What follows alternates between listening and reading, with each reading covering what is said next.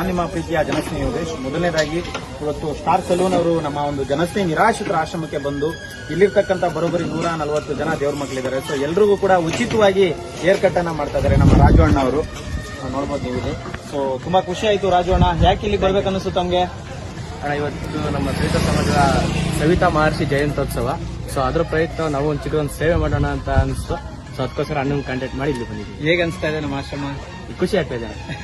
ಏನ್ ಹೇಳಕ್ ಇಷ್ಟಪಡ್ತೀರಾ ನಮ್ಮ ಆಶ್ರಮದ ಬಗ್ಗೆ? ಯಾವಾಗಲೂ ಇದೇ ತರ ಸೇವೆ ಮಾಡ್ಕೊಡ್ತೀವಿ ಅಣ್ಣ. Thank you. ಸೊ ಹಾಗೆ ಇಲ್ಲಿ ಸಾಕಷ್ಟು ಜನ ಸ್ನೇಹಿತರೆಲ್ಲ ಬಂದಿದ್ದಾರೆ.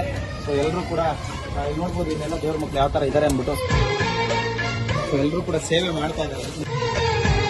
ಸೊ ಎಲ್ರಿಗೂ ಕೂಡ ಉಚಿತವಾಗಿ ಅವರು ಬಂದು ಸೇವೆ ಸಲ್ಲಿಸ್ತಾ ಇರೋದಕ್ಕೆ ನಿಮಗೆ ಹೃದಯಪೂರ್ವಕವಾಗಿ ಧನ್ಯವಾದಗಳು ಸರ್.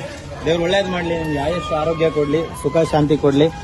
ಇಲ್ಲಿರ್ತಕ್ಕಂಥ ಎಲ್ಲ ದೇವ್ರ ಮಕ್ಕಳಿಗೂ ಕೂಡ ಇವತ್ತು ಅವರು ಸೇವೆ ಸಲ್ಲಿಸ್ತಾ ಇದ್ದಾರೆ. ಸೊ ಇದೇ ರೀತಿ ನೀವು ಕೂಡ ಸೇವೆ ಸಲ್ಲಿಸಬಹುದು. ನಿಮಗೆ ರಜೆ ಇದ್ದಂಥ ದಿನಗಳಲ್ಲಿ ಯಾರೆಲ್ಲ ನೀವು ಇಲ್ಲಿಗೆ ಬಂದು ಸೇವೆ ಮಾಡಬಹುದು ಅಂತ ಹೇಳಕ್ ಇಷ್ಟಪಡ್ತೀನಿ. ಎಲ್ರಿಗೂ ಒಳ್ಳೇದಾಗ್ಲಿ. ಜೈ ಹಿಂದ್, ಜೈ ಕಂಟಕ, ಮತ್ತೆ ಕೃಷ್ಣೇಶ್ವರ ಒಳ್ಳೇದು ಮಾಡಲಿ. ನಮಸ್ಕಾರ. ಥ್ಯಾಂಕ್ ಯು ರಾಜಣ್ಣ ಅವರೇ.